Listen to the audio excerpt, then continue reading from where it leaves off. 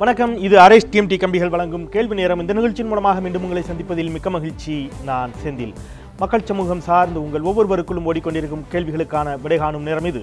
அந்த வகையில் இன்றைய கேள்வி நேரத்தின் பொருள் என்ன, திரையில் பார்க்கலாம்.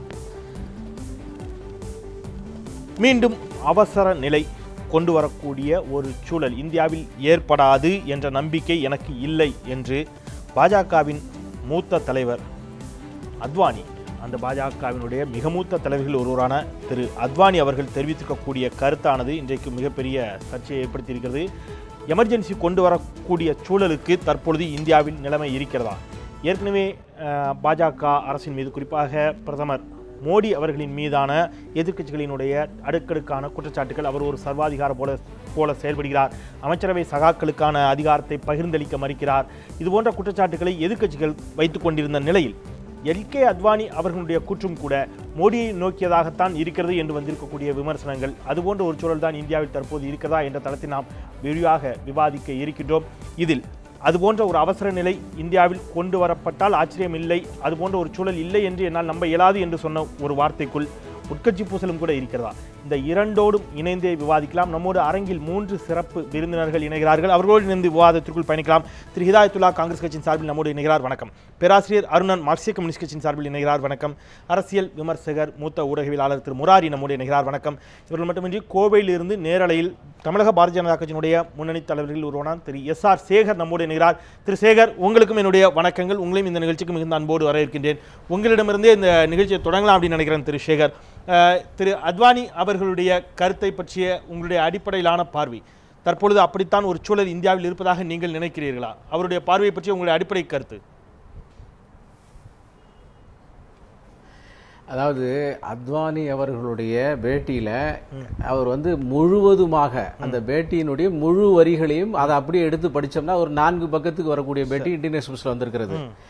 அதை முழுவதுமாக படித்தவர்கள் இன்றைக்கு ஊடகங்களிலே காலை வந்த செய்தி பத்திரிகைகளிலே வந்த கமெண்ட் எதுவுமே வருவதற்கு வாய்ப்புகளை, இடையிடையே அவர்களுக்கு தேவையானவர்களை மட்டும் எடுத்து சொல்லியிருக்கிறார். அவர் எமர்ஜென்சி வரலாம் என்று நினைக்கின்ற ஆந்தகப்படுகின்ற விஷயங்கள் இன்றைக்கு ரொம்ப ரொம்ப கிளியராக ஒரு கம்பேரிசன் கொடுத்திருக்கிறார். 1970 மவுண்ட் அபுல அவர் தன்னுடைய குஜராத்தினுடைய தேர்தலில் வெற்றி பெற்று அங்கு ஜனசங்கம் இருந்த போது திடீரென்று எமர்ஜென்சி அலகாபாத்தினுடைய தீர்ப்பை வைத்து வந்தது. எனவே 2 ஆண்டுகளுக்கு பாரதிய ஜனதா கட்சி ஆட்சியில் இருக்காது, எக்ஸைல் இருக்கும், அது விமர்சிக்கப்படும் என்று ஒரு கருத்தை சொல்லி அதை அப்படியே கம்பேர் பண்றாங்க. இன்றைக்கு ஆட்சியிலே பாரதிய ஜனதா கட்சி இங்கே இருக்கிறது. இருந்தாலும் கூட நாடாளுமன்றத்திலே இந்த நாட்டினுடைய வளர்ச்சி திட்டங்களை எல்லாம் கொண்டு வர முடியாத மிகப்பெரிய தடுப்பணைகள், நாட்டிற்கு வெளியே இந்த நாட்டின் மீது தாக்கப்பட்ட அந்த வெளிநாட்டினுடைய தாக்குதல்கள், அந்த வெளிநாட்டு தீவிரவாதிகளை உடனே பர்மாவுக்குள் சென்று நாம் அடித்து திருத்திய போது அதற்கான இந்த அரசின் மீது விமர்சனங்கள், இதை பாகிஸ்தான் விமர்சிக்கின்ற போது கூட அதையும் வைத்து மறுபடியும் இந்த அரசின் மீது பேச்சுரிமை என்கின்ற வகையில் விமர்சிக்கின்ற விமர்சனங்கள், மார்க்சிஸ்ட் இது நம்மளுடைய இந்த இவர்கள் கம்யூனிஸ்ட் கட்சியினுடைய அந்த தீவிர மாவோயிஸ்டுகளுடைய தீவிர தாக்குதல் ஒரு பக்கம் இருக்கிறது. பேச்சுரிமை, கருத்துரிமை, சுதந்திரம் என்கின்ற அடிப்படை என்ற காரணத்தை வைத்து அநியாயமாக அவாண்டமான குற்றச்சாட்டுகளை சுமத்தி ஜனநாயகத்தின் குரல் வலையை நெருக்கின்ற விஷயங்கள், இப்படியாக அன்றைக்கு இருந்த சூழ்நிலையை இன்றைக்கு நிலவுகிறது என்கின்ற வகையிலே அதை சொல்லி இருக்கிறார் ஒரு மூத்த தலைவர். அந்த தலைவர் தன்னுடைய கருத்துக்களை வெளிப்படையாக தெரிவிப்பவர். அந்த கம்பாரிசன் தான் சொல்லியிருக்கிறார். வரிக்கு வரி பார்த்தோமே என்றால் அது மட்டுமே இருக்கிறது. அவருடைய வரிகளை அப்படியே ஆங்கிலத்தில் வந்திருக்கக்கூடிய அவருடைய பேட்டியிலான அவர் பயன்படுத்திய அந்த வரிகளை அப்படியே நாம் அடுத்தடுத்த சுற்றுகளில் வாசிக்கலாம். அதற்கான பொருள் இதுதானா என்பதை குறித்து நாம் விரிவாக கூட விவாதிக்கலாம். அவங்களுடைய தொடக்க சுற்று கருத்துக்கள் இந்த அளவில் நான் எடுத்துக்கொள்கிறேன். திரு ஹிதாயத்துல்லா, அத்வானியினுடைய வார்த்தைகளுக்கு திரு சேகர் ஒரு விளக்கம் சொல்கிறார். இப்படித்தான் அவர் சொன்னார், ஆனால் ஊடகங்களும் அல்லது எதிர்க்கட்சிகளும் அதை வேறு விதமாக எடுத்துக்கொண்டிருக்கிறார்கள் அப்படிங்கிற பார்வையை நீங்கள் எப்படி பார்க்கிறீங்க? அதாவது காமாலை கண்ணனுக்கு காண்பதெல்லாம் மஞ்சள் என்று சொல்வார்கள். யார் யார் எப்பொருள் யார் யார் வாய் கேட்பினும் அப்பொருள் மெய்ப்பொருள் காண்பது தான் அறிவு. இப்போ நீங்கள் இந்த அரசுக்கு எதிராக அத்வானி சொன்னதை நீங்கள் பாரதிய ஜனதா கட்சியினரிடம் கேட்டால் எப்படி சொல்வார்கள்? இங்கே அத்வானிக்கு எதிராகவும் அவர் சொல்ல முடியாது, பூசி பொழுக வேண்டிய நிலைதான் அவர்களுக்கு ஏற்படும். நாங்கள் இது இப்பொழுது எதிர்பார்க்கவில்லை. அவர் எப்பொழுதாவது குடியரசுத் தலைவராக ஆகிவிடுவார், அதுவரை அமைதியாக இருப்பார் என்றுதான் நாம் நினைத்து கொண்டிருந்தோம். ஆனால் அவரால் பொறுக்க முடியவில்லை. நாட்டில் நடக்கக்கூடிய அநியாயங்கள், அட்டூழியங்கள், அட்டகாசங்கள், இது போன்ற ஜனநாயகத்துக்கு எதிரான விஷயம், மதசார்பின்மைக்கு எதிரான விஷயங்கள், பொய்களை அதிகமாக பரப்புவது, ஆளுங்கட்சியை பரப்புவது போன்ற பல்வேறு விஷயங்களை பார்த்து மனம் பொறுக்க முடியாமல் நமக்கு குடியரசுத் தலைவர் பதவியே இல்லைனாலும் பரவாயில்லை, உண்மையை சொல்ல வேண்டிய கடமை நேரம் வந்துருச்சு, உண்மையை சொல்லுவாங்கிற நிலைமைக்கு அவர் வந்திருக்காரு. நான் என்ன கேட்கிறேன், அவசர நிலைங்கிற வார்த்தையை அபசகுணமாக அவர் சொல்ல வேண்டிய அவசியம் இல்லை. அப்படி அவர் சொல்றாருன்னா அவசர நிலைக்கு அன்னைக்கு ஏற்பட்ட ஒரு சூழ்நிலை நாடு முழுக்க வியாபித்திருக்கு என்றால் இன்னைக்கு நாட்டில் பாரதிய ஜனதா அரசு ட்ரபுள்ல இருக்குது, பிரச்சனையில இருக்கு என்பதை அவர் ஒத்துக்கிறார்னு அர்த்தம். ஒண்ணு இப்படி இருக்கணும் அல்லது அப்படி இருக்கணும். நானும் அடுத்த சுற்றுல அதுல நிறைய முரண்படுகிறேன். ஒருவேளை அவசர நிலை கொண்டு வரப்பட்டால் அது காங்கிரஸ் வரவேற்கத்தானே செய்யணும், அது நல்ல விஷயம் தானே. மோடி அதை நோக்கி நகரியா என்று உங்களுடைய குற்றச்சாட்டு இருந்தால் அதை நீங்கள் பாராட்ட தானே செய்யணும். அதாவது அவசர நிலை அன்றைக்கு வந்தது என்ன என்பது நமக்கு தெரியும். ஒரு மேடையர் 2 அடி கூட போட்ட ஒரு காரணத்துக்காக அவருடைய பதவியை பறிக்கக்கூடிய நிலையில நீதித்துறை மிக சுதந்திரமாக இருந்த ஒரு காலம். இப்ப நீதித்துறையும் தனது பாக்கெட்ல வைத்திருக்கக்கூடிய காலம். தகவல் ஆணையர், அந்த தகவல் ஆணையரையும் விஜிலன்ஸ் கமிஷன், இந்த ரெண்டுமே அதற்கு நிதி ஆதாரத்தை கூட திரு மோடி அவர்கள் தனது செயலாளர் கையில வைத்துக் கொண்டார். 8 மாசம் கழிச்சு போட்டாங்க. மிக எளிமையாக தெரியுது. ஒருவேளை அவ்வாறு கொண்டு வரப்பட்டால் அதை காங்கிரஸ் ஆதரிக்குமா எதிர்க்குமா தான் கேட்கிறேன். காங்கிரஸ் நியாயமான ஒரு சூழல் நாடு முழுதும் சுற்றி நமக்கு எதிரான ஒரு நிலை வந்தால் அப்ப மோடி உண்மையிலே எமர்ஜென்சி கொண்டு தேசபக்தி காரணமா அவர் கொண்டு வந்தா எல்லாருமே நீ ஆதரிக்கணும். ஆனா அப்ப நாட்டுல அந்த மாதிரி ஒரு நிலைமை இல்ல. அப்ப நாடு அப்ப இருந்த மாதிரியான ஒரு பதட்டமான நிலையில் இல்லைன்னு சொல்ல வரீங்க. நிலைமை வெளிநாட்டிலும் உள்நாட்டிலும் இல்லாத ஒரு சூழல் இருக்கிறது என்று பிஜேபி சொல்லிக் கொண்டிருக்கக்கூடிய, நீங்க எப்படி சொல்றீங்கன்னு கேக்குறேன். நீங்க என்ன சொல்றீங்க? நாங்க எப்படி சொல்ல முடியும்? நீங்க பதட்டமான நிலை இருக்குங்கறீங்க. மக்களுக்கு எதிரான ஒரு அரசு நடந்து கொண்டிருக்கிறது, விவசாயிகளுக்கு எதிரான, தொழிலாளர்களுக்கு எதிரான ஒரு அரசு நடந்து கொண்டிருக்கிறது. அன்றைய நிலை வேறு, இன்று இப்படி வந்தா இந்த நாட்டுக்கு பேரழிவாகவும் பேரபத்தாகவும். எமர்ஜென்சி நிச்சயமாக அவர்கள் எதிர்க்க போவதில்லை, ஆனால் அது மீண்டும் கொண்டு வந்தால் ஆதரிக்கவும் முடியாது. அதுதான் காங்கிரஸுடைய நிலை. எந்த கண்ணில் வருது, எப்படி வருது, ஏதோ ஒரு இடத்துல. ஆனால் அத்வானி அதை பற்றி, ஏன்னா அவரும் எமர்ஜென்சி காலத்தில் அந்த அதனுடனான பாதிப்புகளை அனுபவித்தார் அப்படிங்கிறதுனால ஜனநாயகத்தின் குரல்களை எந்த அளவிற்கு நெரிக்கப்பட்டது அப்படிங்கிறதை உணர்ந்தவர்களில் அவரும் ஒருவர் அப்படிங்கிற வகையில் அவர் இன்றைக்கு இந்த பதிவை சொல்லியிருப்பது என்பது உள்ளபடியே பாஜகவை நோக்கி தானா, அல்லது திரு எஸ்ஆர் சேகர் சொன்னது போல அதற்கான பார்வைகள் வேறா? முதல்ல நான் குறிப்பிட விரும்புவது, நம்முடைய காங்கிரஸ் நண்பர் இதயதுல்லா அவசர நிலை என்று அவசகுணமாக பேசியிருக்காருன்னு சொன்னார். பரவாயில்ல, அவசர நிலையை அவசகுணம் என்று இப்பொழுதாவது ஏற்றுக்கொண்டார்களே என்று. வரக்கூடிய அவசர நிலை இப்ப கொண்டு வரதான் அவர் எதிர்க்கிறார். மோடி அப்படித்தான் ஆரம்பிச்சிக்க. சரி, இன்னொரு விஷயத்தையும் நான் சொல்றேன். என் கருத்து அவர் அப்படித்தான் சொல்ல முடியும். என் கருத்து, ஏதோ அன்றைக்கும் தேசபக்தியின் காரணமாக இந்திரா ஆட்சி அவசர நிலையை கொண்டு வரவில்லை. இந்திரா அம்மையார் நாற்காலி பக்தியின் காரணமாகத்தான் அவசர நிலையை கொண்டு வந்தார்.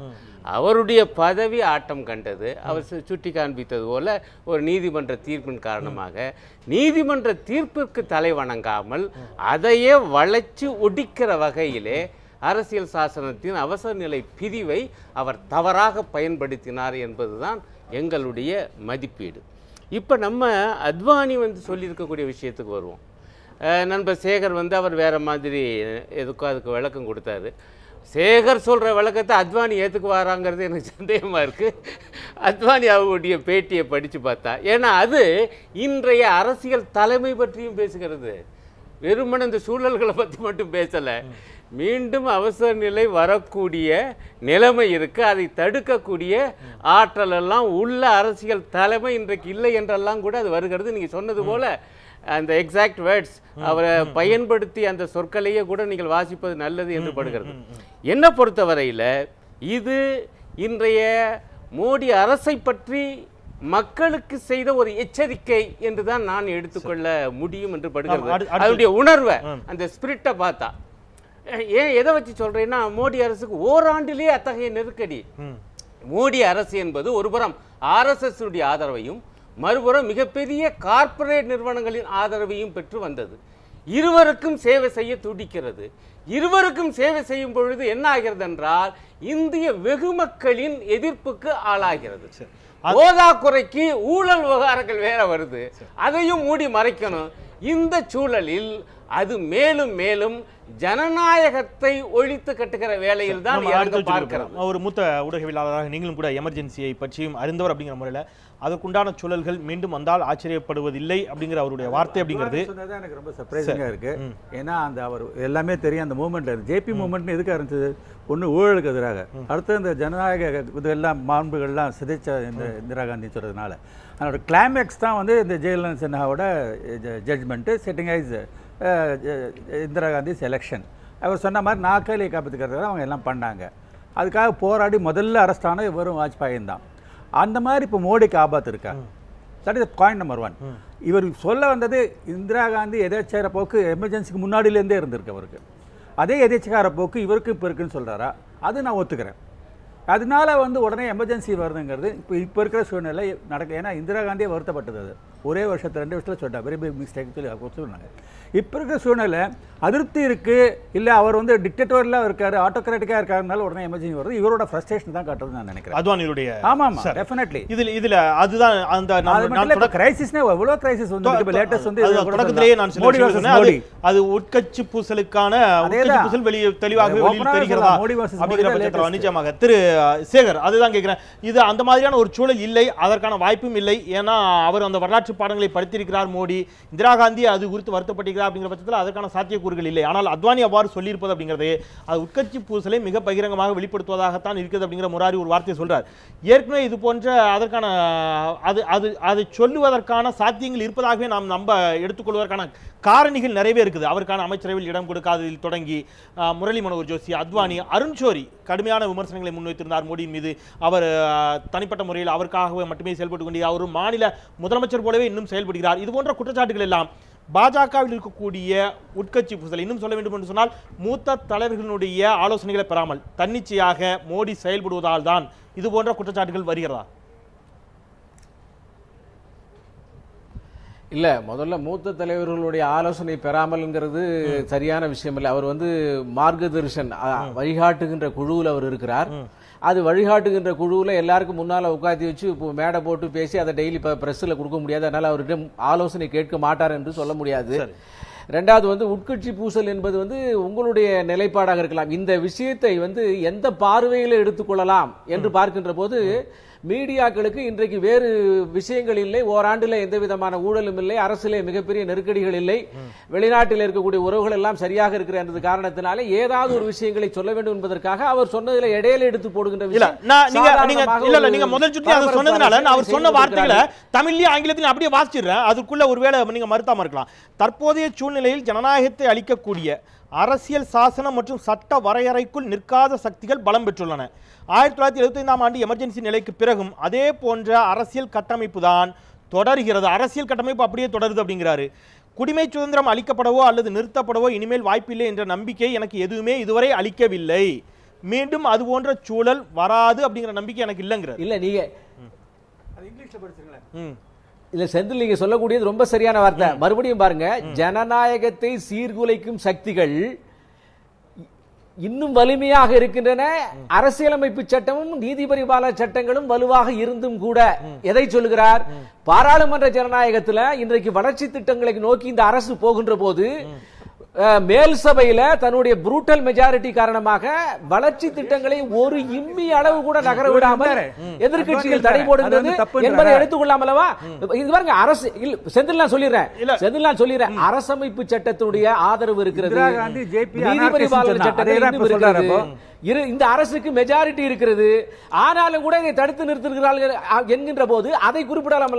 ஏன் இத்தனை அவசர சட்டங்கள், ஏன் இத்தனை அவசர சட்டங்கள் அப்படிங்கறதையும் அவர் குறிப்பிட்டிருக்கலாம் இல்லையா? ஏன் இத்தனை அவசர சட்டங்கள் அப்படியும் கூட அவர் குறிப்பிட்டிருக்கலாம்ல? இல்ல அதாவது அவர் தன்னுடைய கருத்தை தெரிவிக்கிறார்.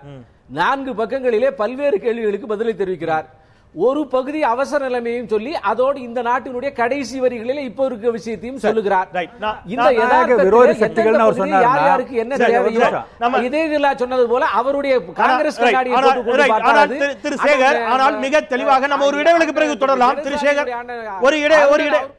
ஒரு இடைவேளைக்கு பிறகு தொடரலாம். நம்ம அத்வானி அவர்கள் பயன்படுத்திய கண்ணாடியை பயன்படுத்திய நாம் இந்த விவாதத்தை பார்க்கலாம் நினைக்கிறேன். இடதுசாரிகளுடைய கண்ணாடியும் நாம் அணிய வேண்டாம், காங்கிரஸ் கண்ணாடியும் அணிய வேண்டாம். அத்வானி என்னுடைய கண்ணாடி வழியிலாக கூட பார்த்தால் 2015 40 ஆண்டுகள் ஆகிறது எமர்ஜென்சி வந்து.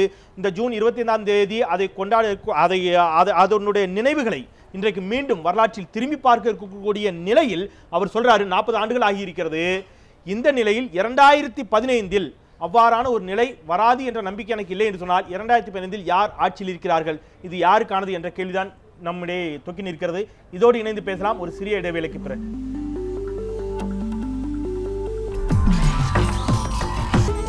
நியூஸ் 7 தமிழ், பொறுப்பும் பொது நலமும்.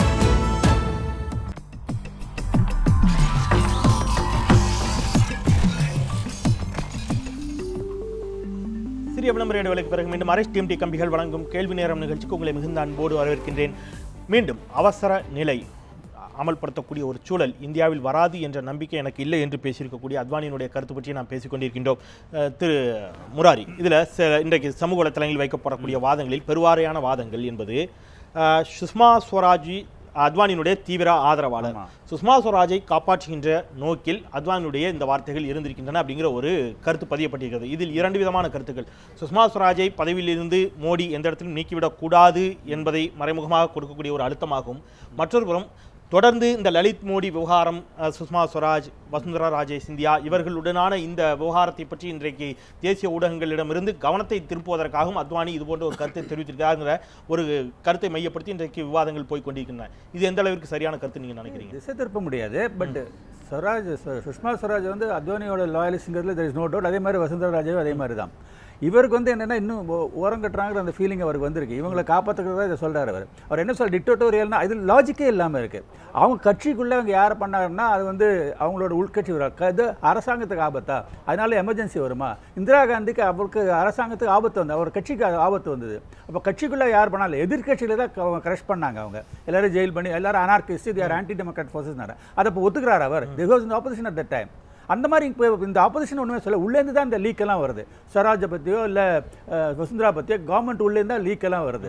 இல்ல அதாவது இந்திரா காந்தி எந்த சூழலில் கொண்டு வந்தாரோ அதே சூழல் இருந்தால் மட்டும்தான் எமர்ஜென்சியை மீண்டும் கொண்டு வரணுங்கிற எந்த கட்டாயம் இல்லை. இந்திரா காந்திக்கு எதிர்ப்பு காங்கிரஸ்குள்ள இருந்து இல்ல, வெளியில இருந்து தான். நீங்க சொல்றது எனக்கு புரியுது. நான் என்னுடைய கேள்வி இந்திரா காந்தி எந்த சூழலில் எமர்ஜென்சியை கொண்டு வந்தாரோ அதே சூழல் இருந்தால் மட்டும்தான் எமர்ஜென்சியை கொண்டு வர வேண்டும் என்ற ஒரு வாதமும் ஒன்று. இன்னொரு பக்கம் அந்த பேரலலே இல்லங்கறனா புரியுது எனக்கு.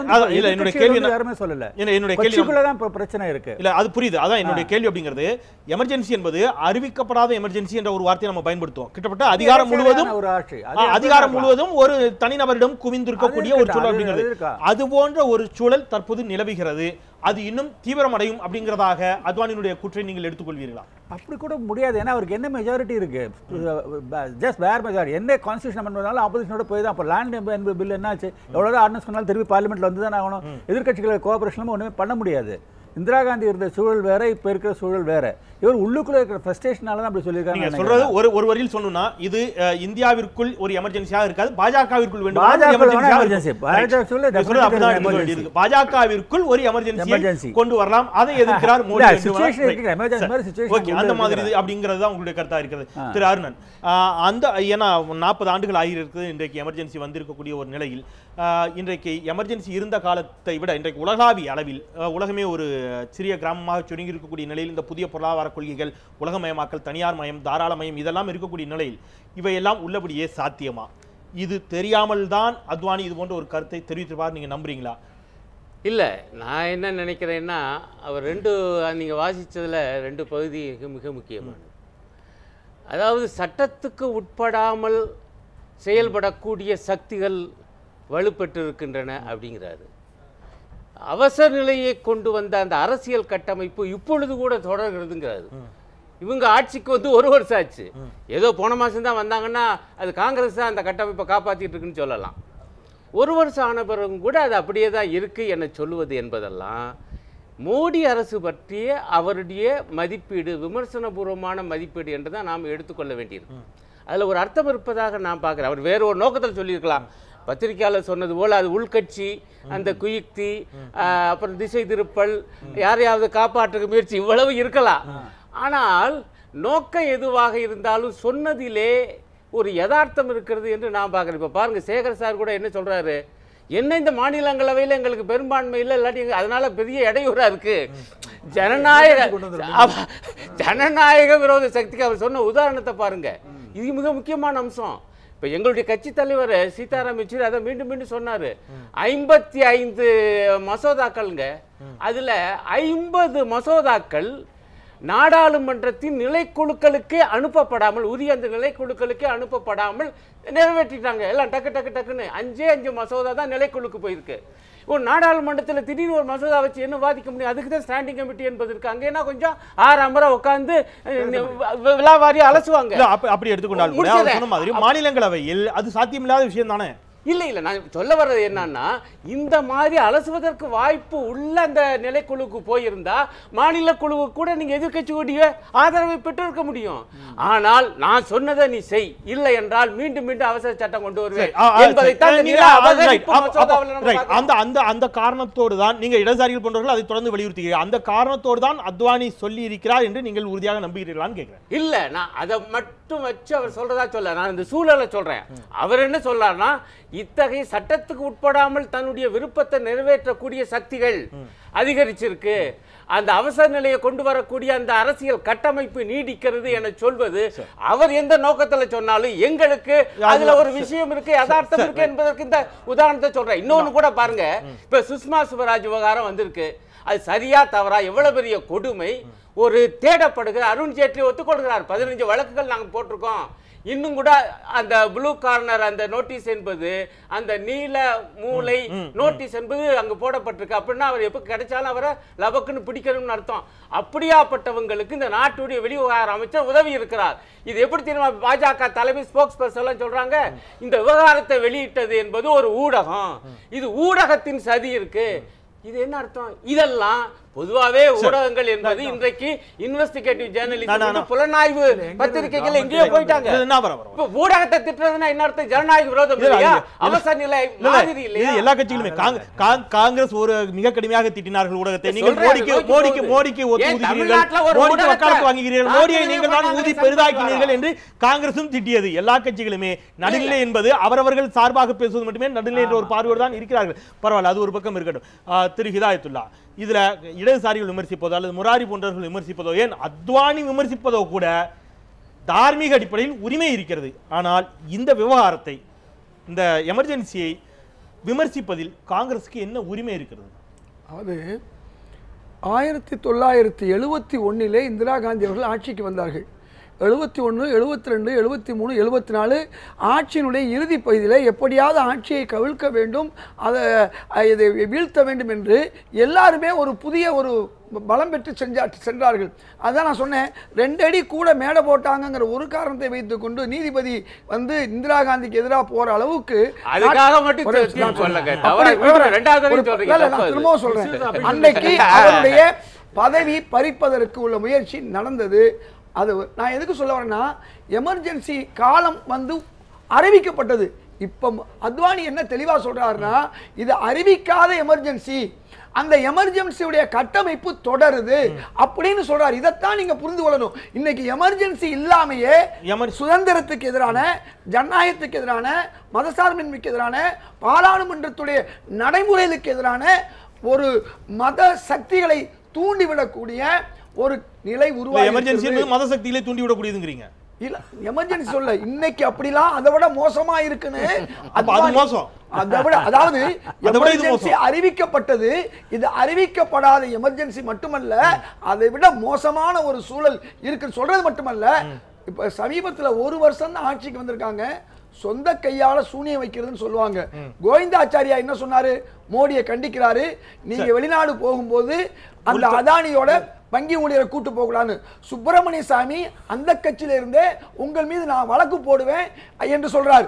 அந்த கட்சியை சார்ந்தவர்களே இந்த கருப்பு பண விஷயத்துல இதுல சரியா நடக்கலைன்னு சொல்றாங்க. நீங்க சுப்பிரமணிய சாமியோட எல்லா கருத்துக்களையும் நீங்க ஆதரிப்பீங்களா? அதாவது சுப்பிரமணிய சாமி எதிர்க்கட்சியின் எங்களுக்கு, அவர் ஆளுங்கட்சியில இருக்காரு. அவர் ஆளுங்கட்சி மீது குற்றம் சுமத்துவதை அந்த கட்சியில் உட்கட்சி ஜனநாயகம் வலுவாக இருக்கிறது. சுப்பிரமணிய சாமியால் வழக்கு தொடர்வேன்னு கூட சொல்ல முடியுது, அருண் ஷோரியால் விமர்சிக்க முடிகிறது, எல்கே அத்வானியால் விமர்சிக்க முடிகிறதுன்னு சொன்னா ஜனநாயகம் காப்பாற்றப்படுதுன்னு அர்த்தம். இங்கதான் நீங்க அந்த பூசி முழுகிறீங்க. இவர் சேகர் என்ன சொன்னாரு, பொதுவா பூசணிக்காய் தான் சோத்துல மறைப்பாங்க, அவர் மலையவே மறைக்கிறார், மலை முழுங்கி மகாதேவன் பாங்க. அவரு அத்வானி என்ன சொன்னாருங்கிறதே அப்படி திருப்பி போடுறாரு. எதுக்கு சொல்ல வரேன்னா, அது மாதிரி இன்றைக்கு அந்த கட்சியில் இருக்கக்கூடியவர்கள், சிவசேனா போன்றவர்கள், ஆளுங்கட்சி சார்ந்தவர்கள் அத்தனை பேரும் இன்றைக்கு மோடி அவர்களுடைய தவறுகளை எதிர்த்து கொண்டிருக்கிறார்கள். சகோதரர் முராரி சொன்னாரு, அத ஒரு சின்ன இது சுஷ்மா ஸ்வராஜ் அவர்களும் வசுந்தராஜே அவர்களும் அத்வானி அமுக்கப்பட்ட பொழுது அவருக்காக வாதாடவில்லை என்ற கோபம் கூட இன்னைக்கு இருக்கலாம். நீங்க இப்படி கூட நினைக்கலாம், சுஷ்மாவையும் வசுந்தராஜா தனக்கு வேண்டியவர்கள் தமக்கு எதிராக வரும்பொழுது, தமக்கு ஆதரவு இல்லாமல் வரும்போது அவர்களை அனுப்ப வேண்டும் என்ற நிலையில் கூட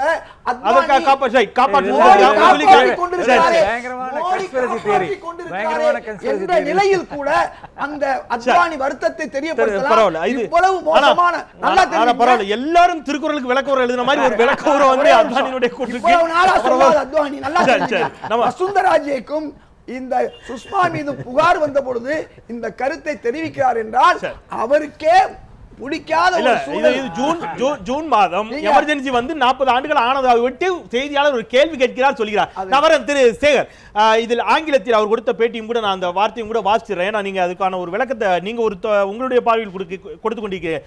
I do not say that the political leadership is not mature, but because of the shortcomings, I don't have the confidence that it cannot happen again. It means emergency அவர் மென்ஷன் பண்றாரு. இந்த இடத்துல 2000 கேள்வி என்பது 2015 அவ்வாறான சூழல் இருக்கிறதா, 40 ஆண்டுகள் ஆகியிருக்கிறதே என்ற ஒரு கேள்விக்கு அவர் பதிலளிக்கின்ற பொழுது, உண்மைதான் அவ்வாறான ஒரு சூழல் இல்லை என்று நான் கருதவில்லை அப்படின்னு அவர் சொல்றாருன்னு சொன்னா, இது நேரடியாக மோடியை குறிக்காமல் யாரை குறிக்கும்? இல்ல, மறுபடியும் நீங்க எமர்ஜென்சி விஷயங்களை பார்க்கும்போது 2 இடங்கள்ல மிக அருமையாக சொல்றாரு. ஒரு இடத்துல என்ன சொல்றாரு, yet there has been no real acknowledgement or apology. 1,10,000 பேரை கைது செய்துவிட்டு சிறைச்சாலையில் அடைத்துவிட்டு அவர்களை 24 மாதங்கள் எந்த விசாரணையும் இல்லாமல் உள்ளே வைத்துவிட்டு அதற்கு பின்னாலே அதற்கு மக்களாலே தண்டிக்கப்பட்ட பிறகும் காங்கிரஸ் கட்சியில இருந்து ஒரு ரெக்ரெட் இல்ல, ஒரு கில்ட் இல்ல, ஒரு அப்பாலஜி இல்லை என்று ஒரு வார்த்தை சொல்லியிருக்கிறார். அதையே மறுபடியும் அடுத்த இன்னொரு கேள்வியில, but not in a way that there is no conversation about guilt. ஆகவே இதை பற்றி யாருமே சிந்திக்காமல் இன்னும் அந்த கட்சி இருக்கிறது, இன்னும் அந்த கட்சி அதோடு சேர்ந்து அதற்கான ஜனநாயகத்தை முடக்குகின்ற வேலைகளை செய்து கொண்டிருக்கிறது சொல்றாரு. அண்ணன் அருணனுக்கு ஒரு விஷயத்தை சொல்ல விரும்புறேன். இந்த 50 மசோதாக்கள் கமிட்டிக்கு அனுப்பலன்னாரு. எத்தனை மசோதாக்கள் எப்போது கமிட்டிக்கு அனுப்பப்படுகின்ற விவரத்தை அவர் சொன்னார்னா ரைட்டு. 4.5 ஆண்டு காலமாக மசோதா கமிட்டி மேல இருந்த இந்த நிலச்சட்டமானது மறுபடியும் மசோதா கமிட்டிக்கு அனுப்பணும்னு சொல்றது இவங்க தான். ஆகவே கமிட்டிக்கு அனுப்பதெல்லாம் என்ன கணக்குல கிடைக்கும் தெரியல.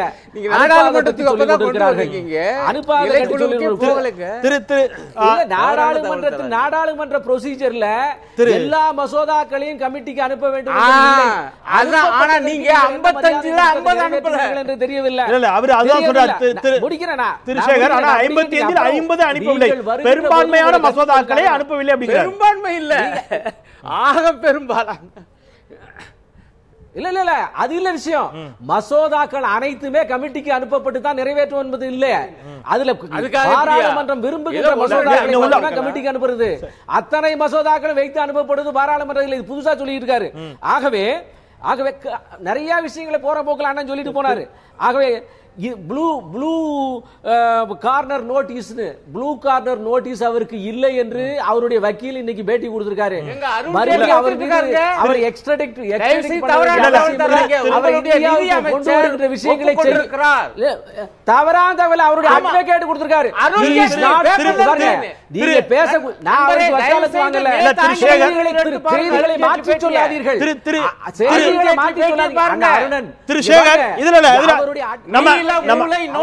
இன்றைக்கும் அவர் மீது திரு சேகர் இதுல அதை குறித்து பேசணும் அப்படின்னு சொன்னா அதுல 2-3 விஷயங்கள் நிச்சயமாக சொல்லுங்க. இல்ல அதுல இல்ல திரு சேகர் அதில் குறித்து பேசணும்னு சொன்னா அதுல 2-3 விஷயங்கள் அதில் குறித்து பேச வேண்டியது வரும். லலித் மோடியை குறித்து பேச தொடங்கினால் அதில் ஏராளமான விஷயங்கள் பேச வேண்டியது. குறிப்பாக நீங்களும் ஒரு விஷயத்தை மறுக்க மாட்டீர்கள்.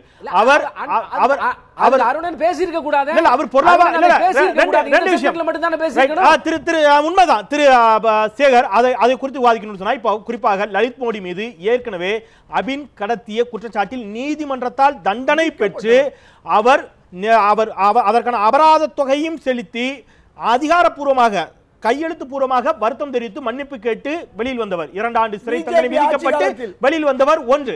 இன்னொன்று, இந்த ஐபிஎல் முறைகேட்டில் நிச்சயமாக முறைகேடு நடக்கவில்லை என்று பாஜகவும் ஒரு நாளும் எந்த தலைவர்களும் முறைகேடு நடக்கவில்லை என்று சொல்லவில்லை. எப்படி 2G விவகாரத்தில் கலைஞர் தொலைக்காட்சிக்கு 214 கோடி ரூபாய் கைமாறியதை வைத்து அந்த குற்றத்தின் அடிப்படையில் அதன் பின்னணியில் அதை குற்றமாக கருதி வழக்கு தொடர்க்கப்பட்டிருந்ததை நீங்கள் உட்பட அத்தனை பேரும் சுட்டிக்காட்டினீர்களோ அதே விஷயத்தை இன்றைக்கு EVKS இளங்கோவன் சுட்டிக்காட்டுகிறார். 13 கோடி ரூபாய் மதிப்புள்ள பங்குகள் வசுந்தரா ராஜே சிந்தியாவினுடைய மகன் நடத்தக்கூடிய நிதி நிறுவனத்திற்கு வந்திருக்கிறது. இதை வாங்கியவர் லலித் மோடி. 10 ரூபாய் பெருமானம் உள்ள மதிப்புள்ள பங்குகள் ரூபாய் 96,180 ரூபாய்க்கு வாங்கியிருக்கிறது. ஒவ்வொரு பங்கையும் லலித் மோடி. இதன் பின்னால் என்ன கைமாறி இருக்கிறது அப்படிங்கிற ஒரு கேள்வியையும் அவர் கேட்டிருக்கிறார். அதனால இந்த விவகாரம் அப்படிங்கிறது ஒரு பெரிய விவகாரமாகவே பார்க்கப்படுகிறது. நம்ம லலித் மோடியை தாண்டி சென்றுள்ளோம் அப்படின்னு நினைக்கிறேன். திருஷேகர், ஒரு சிறிய இடைவேளைக்கு பிறகு நாம தொடரலாம். அதுக்கு நான் ஒரே ஒரு பதில் மட்டும் சொல்லிடுறேன். நீங்க ஒரு மிகப்பெரிய குற்றச்சாட்டை சொல்லி இருக்கிறீர்கள். ஒரு லைன்ல பதில் சொல்லிடுறேன். லலித் மோடியை பரிபூரணமான யோக்கியமான நபர் என்று பாஜக வக்காலத்து வாங்கினதில்லை, வாங்கவும் இல்லை. அதே மாதிரி இந்த பண பரிமாற்றங்கள் நடந்ததால் வழக்கு தொடுக்கப்பட்டு சொல்லுங்க இல்ல 2 நாள் நீங்க முடிச்சிருங்க திரு சேகர் முடிச்சிருங்க. அதெல்லாம் ஒண்ணும் செய்யல. முழுசா படிச்சு பாருங்க. என்னைக்கு வக்காலத்து வாங்கல. சரி, சுஷ்மா ஸ்வராஜ் அவர்கள் அவர் மனிதாபிமான அடிப்படையில் செய்த ஒரு விவரத்துக்கு பின்னாலே பேசப்படுகின்ற விஷயங்களால் பேசப்பட்டு கொண்டிருக்கிறது.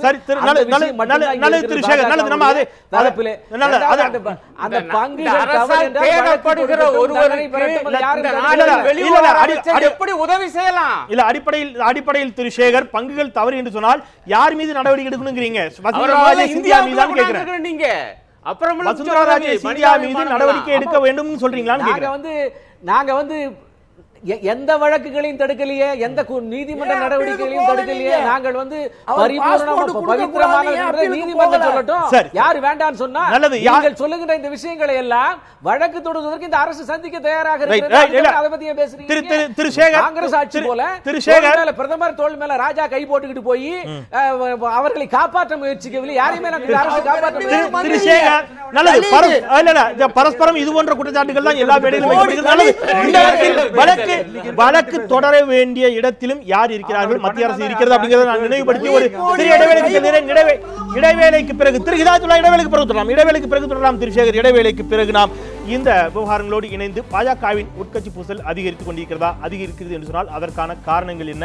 இது அவர்களுடைய கட்சி விவகாரமாக மட்டுமே எடுத்துக்கொள்ளலாமா, அல்லது இது ஜனநாயகத்தை குறிப்பாக ஆட்சி அதிகாரத்தில் இது என்ன மாதிரியான விளைவுகளை ஏற்படுத்தக்கூடும் அப்படிங்கிறதோடு சேர்ந்தே நாம் பேசலாம் ஒரு சிறிய இடைவேளைக்கு பிறகு.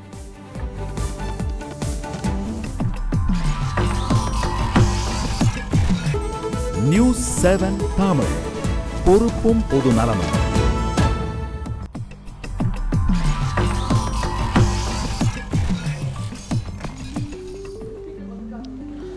சிறிய விளம்பர இடைவேளைக்கு பிறகு மீண்டும் RSTMT கம்பிகள் வழங்கும் கேள்வி நேரம் நிகழ்ச்சிக்கு உங்களை மிகுந்த அன்போடு வரவேற்கின்றேன். மீண்டும் அவசர நிலை காலகட்டம் 1 இங்கே வராது என்ற நம்பிக்கை எனக்கு இல்லை என்று தெரிவித்திருக்கிறார் பாஜகவின் மூத்த தலைவர் அத்வானி. இந்த தளத்தில் பேசிக் கொண்டிருக்கின்றோம். இது குறித்து சமூக வலைத்தளங்களில் கேள்வி நேரம் பக்கத்தில் என்ன மாதிரியான கருத்துக்கள் பதிவு செய்யப்பட்டிருக்கின்றன அப்படிங்கிறத பார்த்துட்டு நாம விவாதத்திற்குள் செல்லலாம். அரசேந்திர சோழன், பாஜகவில் உட்கட்சி பூசலா என கட்சிக்காரர்களிடம் கேட்டால் அது தனிப்பட்ட பூசல் என்று கூட சொல்லுவார்கள். அப்சர் சையத், நாட்டில் மீண்டும் அவசர நிலை ஏற்படலாம் என பாஜக மூத்த தலைவர் அத்வானி கூறியிருப்பது பிரதமர் மோடிக்கான எச்சரிக்கை தான். லலித் மோடி சுஷ்மா விவகாரத்திற்கும் இதற்கும் ஏதோ சம்பந்தம் இருப்பது போலவே தோன்றுகிறது. சுஷ்மாவை ஒதுக்கிவிடக்கூடாது என்று அத்வானியின் எச்சரிக்கையாகவும் இருக்கலாம் இது அப்படிங்கிறது. மீண்டும் மோடி அத்வானி பிரச்சனை அப்படின்னு இருக்கிறாரு. காசிநாதன் மரத்தமிழன், பாஜகவின் உட்கட்சி பூசலா என கட்சிக்காரரிடம் கேட்டால் அது சொந்த கருத்து, அவரும் அதே தான் சொல்லியிருக்கிறாரு. நிறைய இந்த இது போன்ற சொந்த கருத்துக்கள் சார்பான விஷயங்கள் நிறைய இடம்பெற்றிருக்கின்றன. இளன் செலியன், நாட்டில் மீண்டும் அவசர நிலை ஏற்படலாம் என அத்வானி குறிப்பது மோடிக்கான எச்சரிக்கை தான், அவரும் அதே தான் பதிவு பண்ணிக்கிறார். அதிரே உபாயா, சிறுபான்மை மக்களின் மீதான சர்ச்சை பேச்சுக்களாலும் விலைவாசி உயர்வால் நடுத்தர மக்களின் கோபத்தாலும் மோடியை பொம்மையாக வைத்து பின்புலத்தில் இந்துத்துவ இயக்கங்கள் ஆள்வதாலும் எமர்ஜென்சி நிலை வரலாம் அப்படிங்கிறார் அவர். ஈஸ்வர் மதி, அடுத்த குடியரசுத் தலைவர் அத்வானி தான், அதை அறிவிக்கிற வரைக்கும் அவர் ஏதாவது ஒரு அதிருப்தியை உருவாக்கி கொண்டு தான் இருப்பார். அத்வானிக்கு கூடிய சீக்கிரம் பதவியை கொடுத்து ஆஃப் பண்ணிருங்க அப்படின்னு இருக்கிறார் அவர். அஞ்சாத சிங்கம் மருதுபாண்டி, இப்படி வெளிப்படையாக பேச பாஜகவில் மட்டும்தான் முடியும், வேறு ஏதேனும் கட்சியில் இப்படி ஒருவர் பேசியிருந்தால் இந்த நேரம் அவர் கட்டம் கட்டி வெளியேற்றப்பட்டிருப்பார் அப்படிங்கிறார் அவர். மணி MKS, பாஜகவில் யார் வேண்டுமானாலும் என்ன வேண்டுமானாலும் பேசலாம், இது அவர் சொந்த கருத்துன்னு சொல்லுவாங்க, ஆனாலும் சற்று பயமாக தான் இருக்குது. 1975 மாதிரி வந்தால் என்ன செய்யறது அப்படிங்கிறது அவருடைய கருத்தாக இருக்கிறது. பெரும்பாலான கருத்துக்கள் அது போன்ற ஒரு சூழலுக்கு எதிரான கருத்துக்களாகவே இருக்கிறது. நஜீம் ரஃபீஸ், பாஜகவின் உட்கட்சி பூசலா, எல்லாருமே அதை தான் கேட்டிருக்கிறாங்க, அவ்வாறு இருக்காது அப்படிங்கிறது. நியாமத் அலி, பாம்பின் கால் பாம்பறியும், மோடியின் உள்ளும் புறமும் அறிந்தவர் அவர், அவருடைய வார்த்தைகளில் அர்த்தம் இருக்காமல் இருக்காது. சொன்னவர்கள் வேறு யாரோ எதிர்க்கட்சியினர் இல்லை, அத்வானியே சொல்லியிருக்கிறார். அதனால் கண்டிப்பாக இதில் அதற்கான வாய்ப்புகள் இருக்குது அப்படிங்கிறதும் பல நேர்களுடைய கருத்துக்களாக இருக்கின்றன. நல்லது, சமூக வலைத்தள கருத்துக்களை பதிவு செய்த நேர்களுக்கு நாம் நன்றி சொல்லி மீண்டும் விவாதத்திற்குள் தொடரலாம். திரு அருணன், இந்த விவகாரத்திலிருந்து திசை திருப்புவதற்கான முயற்சி அப்படிங்கிற ஒரு வாதத்தையும் அத்வானி போன்ற மூத்த தலைவர்கள், துணை பிரதமராக இருந்தவர், வாஜ்பாய் ஆட்சி காலத்தில் துணை பிரதமராக இருந்தவர்கள், அவர்கள் ஏதோ ஒரு பதவியை எதிர்பார்த்து மட்டுமே, அதற்கான ஒரு அதிருப்தியில் மட்டுமே இது போன்ற ஏதாவது ஒரு கருத்துக்களை தெரிவிப்பார்கள் அப்படிங்கிறது கட்சிகளுக்கு அப்பாற்பட்டு ஏற்புடைய வாதம் நீங்கள் நினைக்கிறீங்களா? இல்லை, அவர் அதிருப்தியில் இருக்கார் என்பது உலக அறிந்த ரகசியம். சரி, சொல்லப்போனால் அது அவரே வெளிப்படுத்தியிருக்கார். அது எல்லாருக்கும் தெரியும். மோடியை பிரதம வேட்பாளர் என சொன்ன பொழுது எவ்வளவு கடுமையாக வெளிப்படையாக அதை எதிர்த்தார். கடைசி வரை அதை அவர் ஏற்கவில்லை என்பதும் தெரியும். இன்னைக்கு வரைக்கும் அவருடைய நிலைமையே அதுதான். ஆகவே அந்த அதிருப்தியிலிருந்து, அந்த கோபத்திலிருந்து கூட அவர் சில கருத்துக்களை சொல்லக்கூடும். நான் அதை மறுக்க முடியாது என்று நான் நினைக்கிறேன். ஆனால் எனக்கு என்ன ஆச்சரியமாக இருக்குன்னா, இந்த கோணத்தில் ஏன் தன்னுடைய கருத்தை அல்லது தன்னுடைய அதிருப்தியை இப்படி வெளிப்படுத்தினார் என்பது ஆழ்ந்து யோசிக்க வேண்டிய விஷயம். அதில் ஒரு வகையான உண்மை இருக்குது என்று தான் நான் மீண்டும் வலியுறுத்த விரும்புகிறேன். இப்போ பாருங்கள், நான் ஏற்கனவே லேசாக சுட்டி காண்பித்தது போல் அதானி அம்பானி போன்றவர்களுடைய நிதி உதவியோடு தான் அவ்வளவு பெரிய விளம்பரம், அவ்வளவு பெரிய பணம், அவ்வளவு அங்கேருந்து தான் வந்தது தான். அவங்களுடைய நிதி உதவியோடு விளம்பரத்தோடு ஆட்சிக்கு வந்த மோடி அவர்களுக்கு நன்றி கடன் செலுத்தாமல் இருக்க முடியாது. அப்படி நன்றி கடன் செலுத்தும் பொழுது நிச்சயமாக தேச நலனுக்கும் வெகு மக்களின் நலனுக்கும் இடையே ஒரு கூர்மையான முரண் என்பது எழுந்தே தீரும். அதை எப்படி மோடி அரசு சமாளிக்க போகிறது முதல் கேள்வி. இப்போ 4-5 நாளாக இன்னொரு பக்கம் என்ன செய்தி வருது, விஸ்வ இந்து பரிஷத் அயோத்தியில் கூட்டம் போட்டு, அப்புறம் பாபர் மசூதி இருந்த இடத்துல ராமருக்கு கோயில் என்கிற பிரச்சனை அவங்க மீண்டும் கிளப்பிக்கிட்டு இருக்காங்க. அதுக்கு சில ஆனால் இதையெல்லாம் அத்வானியும் ஆதரிக்கக்கூடியவர் தானே, அதற்காக ரத யாத்திரை நடத்தினார். அப்ப அதை மனதில் வச்சு சொல்லியிருப்பாருங்கிற கருத்து எப்படி சரியான கருத்தா இருக்கும்? அப்படி அல்ல. நான் என்ன சொல்ல வரேன், இத்தகைய பிரச்சனைகள் வரும் பொழுது மோடி அரசு அதை எப்படி எதிர்கொள்ள போகிறது என்ற கேள்வி எழுகிறது. ஏன்னா இதெல்லாம் ஒப்புக்கொண்டவங்க தான். அவங்களுடைய தேர்தல் அறிக்கையில் அது ஒரு கடைசி பகுதியாக வந்தாலும் கூட அங்கே மசூதி இருந்த இடத்துல கோவில் கட்டுவோம் என்பது அவங்களுடைய நிலைப்பாடு. அப்போ அதை அவங்க சுட்டி காண்பித்து அதுக்கு தகுந்த மாதிரி அந்த வழக்கை எப்படி நடத்தணும், அதுக்கு எப்படி நீதிபதி போடணும்ல அவங்க தீர்மானம் போட்டிருக்காங்க அங்கே துறவிகள்லாம் கூடி. இப்போ இந்த மாதிரி விஷயங்கள் வரும்போது இதெல்லாம் அத்வானிஜிக்கும் உடன்பாடான விஷயம் தான். அவர் தானே போய் மசூதி இடிக்கிறதுக்கே ஆள் திரட்டிக்கிட்டு போனவர், அதெல்லாம் நமக்கு தெரியாமல் இல்லை. ஆனால் நான் என்ன சொல்ல வரேன்னா, இப்படி பொருளாதார பிரச்சனை, அதே போல மதவெறி பிரச்சனை, இந்த இரண்டையும் இது எப்படி எதிர்கொள்ள போகிறது மோடி அரசு, மிகப்பெரிய கேள்வி. இதுக்கடையில் நண்பர் சேகர் கூட சொன்னார், ஓராண்டு காலமாக பிரச்சனையே இல்லாத ஆட்சி, ஊழலே இல்லாத ஆட்சின்னு. சரியா ஓராண்டு முடித்த உடனே அரசால் தேடப்படுகிற ஒரு குற்றவாளிக்கு உதவி செய்தவர். இல்ல, அதே போல முதலமைச்சர் இல்ல சொல்றேன், அதுதான் பிரச்சனை. என்ன சொல்றேன்னா இது மட்டும் முடிச்சிடறேன். இத்தகைய ஊழல் பிரச்சனைகள் வரும் பொழுது அதை எப்படி எதிர்கொள்ள போகிறது? அதுதான் சொல்றேன். இதுக்கெல்லாம் விடை என்று ஜனநாயகத்தின் குரல் வலையை நெரிப்பது. திரு அருணன், லலித் மோடிக்கு நீதித்துறையினுடைய அனுமதி இல்லாமல் அல்லது வேறு ஏதோ ஒரு வகையில் அவர் தன்னுடைய அதிகாரத்தை பயன்படுத்தி உதவி செய்திருக்கிறார் அப்படிங்கறது குறித்து நாம இங்க கடுமையாக விவாதம் செய்தோம். அதை குறித்து விமர்சனங்களையும் கடுமையாக வைத்திருக்கிறோம். அது ஒரு புறம் இருக்கட்டும். ஆனால் இது மனிதாபிமான அடிப்படையில் அவங்களுடைய வாதமா இருக்கிறது. சட்டத்தை மீறிய செயல் அப்படிங்கிறது நம்முடைய பார்வையாக இருக்கிறது. ஆனா இதுல ஊழல் எங்கிருந்து வந்தது? அவர் விதியை மீறினார் என்பது சரியான வார்த்தையாக இருக்குமா அல்லது ஊழல் என்பது சரியான வார்த்தையா இருக்குமா? இதுல ஊழல் எப்படி வந்துச்சு? ஏங்க ஒரு வெளிவிவகார அமைச்சர் விதியை மீறி தேடப்படுகிற குற்றவாளிக்கு உதவி பண்ணான்னா ஏதேனும் பலன் இல்லாம செய்வாராங்க? நீங்க அப்புறம் பேசுங்க நண்பர். நீங்க ஃபுல்லா போறீங்க, ஒரு எக்ஸ்ட்ரீம் போறீங்க. பலனை கண்டுபிடிச்சு சொல்லிருங்க. ஏன் ஊழல் சொன்னா உங்களுக்கு ஓராண்டு காலத்துல ஒரு ஊழல் லலித் மோடிக்கும் இவர்களுக்கும் இடையே சுஷ்மா ஸ்வராஜ் அவர்களுக்கும் வசுந்தரா ராஜே அவர்களுக்கும் நெடுங்காலமாக அரசியல் மற்றும் குடும்ப உறவு இருந்திருக்கு. அதே போல சுஷ்மா ஸ்வராஜுடைய கணவர் அவங்க வக்கீலா இருந்திருக்காங்க, அவருடைய மகள் வக்கீலா இருந்திருக்காங்க. அவர்தான் அப்படி என்றால் ஏதேனும் பலன் இல்லாமல் இது எப்படி செஞ்சிருக்காங்க? நான் திருப்பி கேக்குறேன், ஊழல் என்று எப்படி எடுத்துக்கொள்ள முடியும் நான் கேக்குறேன். ஊழலுக்கான வரையறையாக காங்கிரஸ்ல கூட காசு நேரமான தான் ஊழலா? கொஞ்சம் ப. சிதம்பரம் பல வழக்குகளில் ஆஜராகி வாதாடி இருக்கிறார். அவருடைய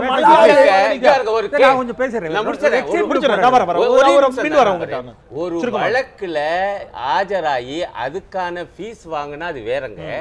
வழக்குல ஆஜராகிறவங்க தொடர்ந்து 10-15 வருஷமா இருக்காங்க.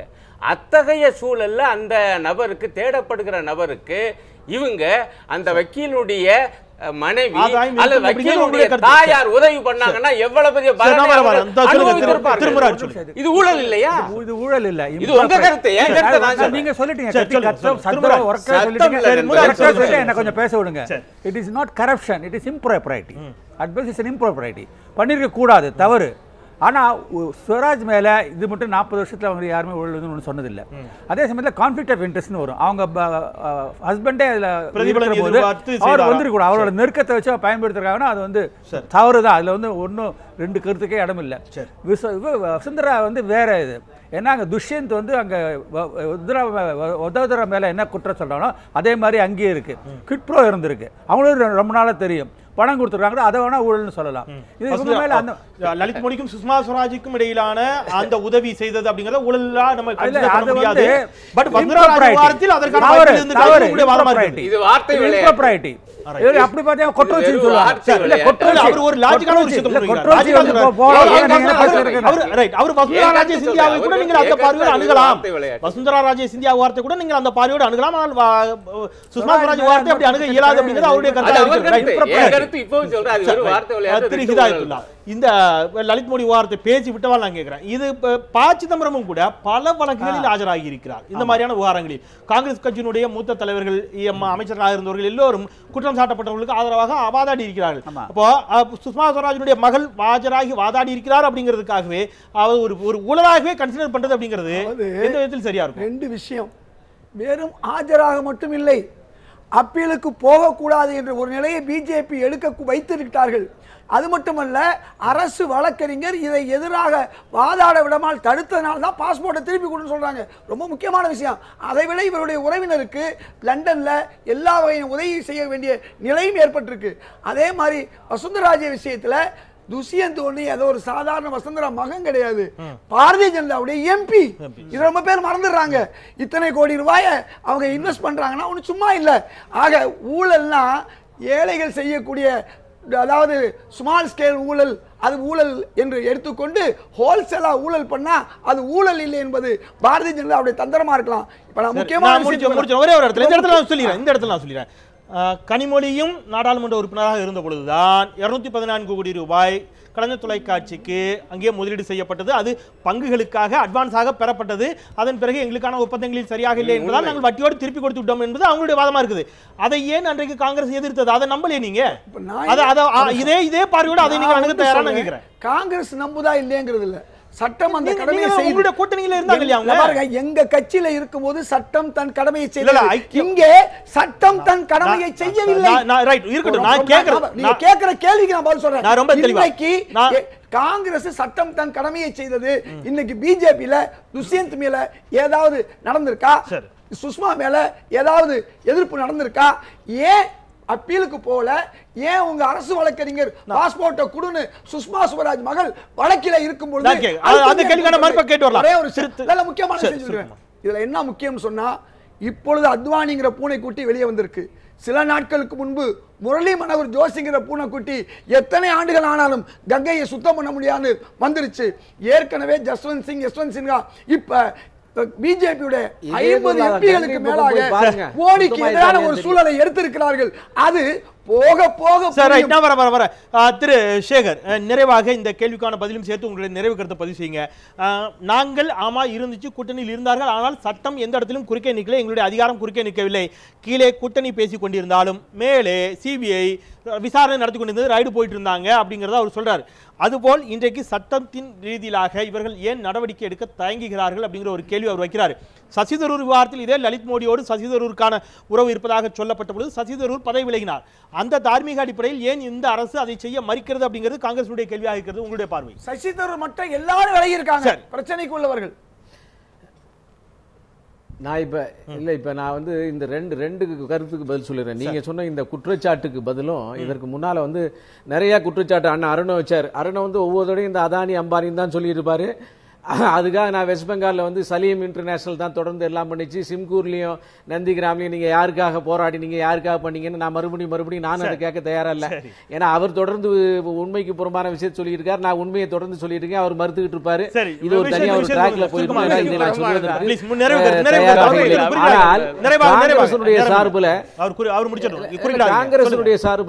காங்கிரசுடைய சார்புல இப்ப இந்த சுஷ்மா ஸ்வராஜனுடைய கணவர் வந்து அங்க அவருக்கு 20 வருஷமா அட்வொகேட்டா இருக்காரு. அது ஒரு பலன் இல்லாமல் செய்வாரா அப்படின்னு கேக்குறாங்க.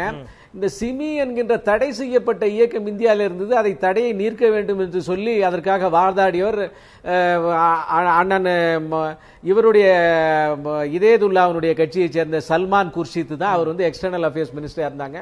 மதானிக்காக தீர்மானங்கள் போட்டதெல்லாம் மதானிக்காக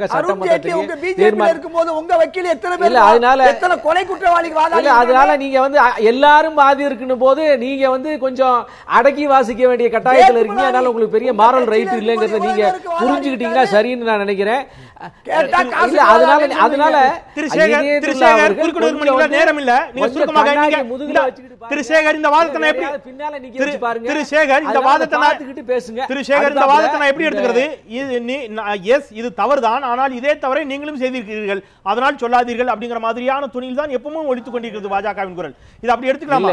இல்ல அதாவது ஒரு வழக்குக்காக இல்ல, நீங்க அதாவது இது இந்த நாம வந்து ஒரு பாசிட்டிவான ஒரு ஹெல்த்தி ஆர்குமெண்ட் நோக்கி போகல. இப்ப இந்த சுஷ்மா ஸ்வராஜனுடைய கணவர் அவருக்கு அந்த லலித் மோடியினுடைய ஜீரோ ஆரம்ப காலத்திலிருந்தே அவருக்கு வழக்கறிஞராக இருக்கிறார். அவர் திடீர்னு இந்த மாதிரி எல்லாம் தப்பு பண்ணணும் வழக்கறிஞர் ஆக மாட்டேன்னு சொல்லி ப்ரொஃபஷனல் அட்வொகேட்ஸ் யாரும் வரமாட்டாங்க. உடம்பு நல்லா இருக்கிற ஒரு டாக்டர் வந்து உடம்பு சரியில்லாதப்ப மறுபடியும் உடம்பு சரியில்லாதப்ப ஒரு நாள் தான் ஆச்சுன்னா டாக்டர் சொல்ல முடியாது. அதே மாதிரியாக இந்த விஷயத்துல குற்றம் நடந்த பிறகு ஒரு வழக்கறிஞராக வெளியில இருந்து எங்கேஜ் பண்றாங்க பாருங்க. இல்ல கேளுங்க, இதேதுல்லா கேளுங்க கொஞ்சம். ஒரு குற்றத்திலே சிக்கிய பிறகு எக்ஸ்டர்னல் வெளியில இருந்து வழக்கறிஞர் இப்ப ராம்ஜெத் மலானிய பல வழக்குகளுக்கு வந்து கொண்டு போறாங்க. குற்றம் நடந்த பிறகு அவரை அதற்காக அவர் கான்ட்ராக்ட்ல கொண்டு போகக்கூடிய விஷயங்கள் வேணால் மாரல் ரைட் இல்ல.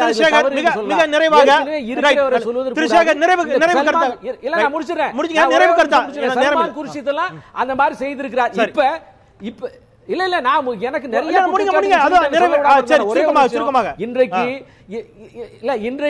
இன்றைக்கு சுஷ்மா ஸ்வராஜ் விஷயத்திலே லலித் மோடியின் மீது வழக்கு தொடரப்பட்டு அவர் வந்து இந்தியாவுக்கு கொண்டு வர ஏற்பாடு செய்யப்பட்டு அவருடைய ஜாமீன் அதாவது அவருடைய எல்லா விஷயங்களும் மீது வழக்கு தொடரப்படுவதாக இன்றைக்கு காலை பத்திரிகை செய்தியில வந்திருக்கிறது. இந்த அரசு மேற்படியான நடவடிக்கைகளை எடுக்க ஆரம்பிச்சிருக்கிறது.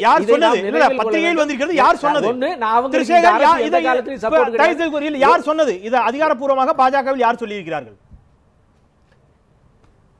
இன்றைக்கு காலையிலே தினத்தந்தி பத்திரிகையில இந்த செய்திக்கு பின்னாலே வந்திருக்கிற காலம் 8வது காலம் நியூஸ்ல Right, இந்த absolutely. அரசாங்கம் ஆனால் அந்த அவரை ஆனால் இந்த மாதிரி அதிகாரப்பூர்வமாக அதிகாரப்பூர்வமாக பாஜகவுக்கு எதிரான தகவல்கள் ஊடகங்களில் வரக்கூடிய தகவல்களை ஆதாரமாக காட்டினால் பாஜக நிச்சயமா மறுக்கும். நாட் ஒன்லி பாஜக, எல்லா கட்சியுமே மறுக்கும். நான் கேட்கிறேன், இதை கொண்டு வரப்படும் என்று வந்திருக்கக்கூடிய ஊடகத்தினுடைய தகவல் அதிகாரப்பூர்வமாக யார் சோர்சஸ் சொல்லி அவர்கள் இன்றைக்கு தினத்தந்தியிலே கொடுத்திருக்கிறார்கள். சரி, நன்றி திரு சேகர். சட்ட ரீதியாக அது நடக்க போகிறது. நன்றி, நேரம் கடந்து விட்டது. நம்ம இந்த அளவில் நிறைவு செய்யலாம். நிச்சயமாக சட்ட ரீதியாக நடவடிக்கை எடுப்போம் அப்படிங்கிறது உங்களுடைய வாதமாக இருக்கிறது. நன்றி. உங்களுடைய தொடர்ச்சியான பணிகளுக்கு மத்தியில் கோவிலிருந்து எங்களோடு இணைந்தீர்கள். திரு சேகர், உங்களுக்கு மிக்க நன்றி. நேரமின்மையின் காரணமாக நாம் இந்த அளவிலே நிறைவு செய்யலாம். நன்றி மூவரும், உங்களுடைய தொடர்ச்சியான பணிகளுக்கு மத்தியில் எங்களோடு அரங்கில் இணைந்தீர்கள். மிக்க நன்றி. நாம் இந்த அளவிலே நிறைவு செய்வோம். எது எப்படி ஆகினும் ஜனநாயகம் காக்கப்பட வேண்டும் என்பதில் யாருக்கும் எந்த அளவிலும் மாற்று கருத்து இருக்க இயலாது. எமர்ஜென்சி காலகட்டங்களை பற்றி அதை அனுபவித்தவர்கள் இன்றும் கூட சிலாகித்து சில விஷயங்களை சொல்லுவது உண்டு. குறிப்பாக ட்ரெயின் சரியான நேரத்திற்கு வந்து சேரும், அலுவலகங்கள் மிகச்சரியாக அவர்களுடைய பணியை தொடங்குவார்கள், அரசு அதிகாரிகளும் அரசு அலுவலர்களும் மிகச்சரியாக இருப்பார்கள். இது போன்ற வாதங்கள் ஒருபுறம் வைக்கப்படக்கூடிய சூழலில் நாம் இன்றைக்கும் கூட பார்த்து கொண்டிருக்கின்றோம். ஆனால் எது எப்படி ஆகினும் எமர்ஜென்சி அவசர நிலை என்பது ஜனநாயகத்தின் குரல் வலையை நெரிப்பதாகவே இருந்திருக்கிறது என்பதில் யாருக்கும் மாற்று கருத்து இருக்க இயலாது. அதுபோன்ற ஒரு சூழல் மீண்டும் வரக்கூடாது என்ற அத்வானியின் கருத்தோடு இணைந்தே நாமும் நிறைவு செய்வோம். மறந்து கொண்டே இருப்பது மக்களின் இயல்பு, அதை மீண்டும் மீண்டும் நினைவுபடுத்திக் கொண்டே இருப்பது எனது கடமை. அந்த வகையிலே நாளை வெள்ளிக்கிழமை சிறப்பு கேள்வி நேரத்தில் விடுதலை சிறுத்தைகள் கட்சியினுடைய தலைவர் திரு தொல் திருமாவளவன் நேயர்களின் கேள்விகளுக்கு, உங்களின் கேள்விகளுக்கு நேரலையில் பதிலளிக்க நம்மோடு இணைகிறார். கேள்விகளோடு நாளை காத்திருங்கள். நாளை சந்திப்போம். நான் செந்தில். நன்றி.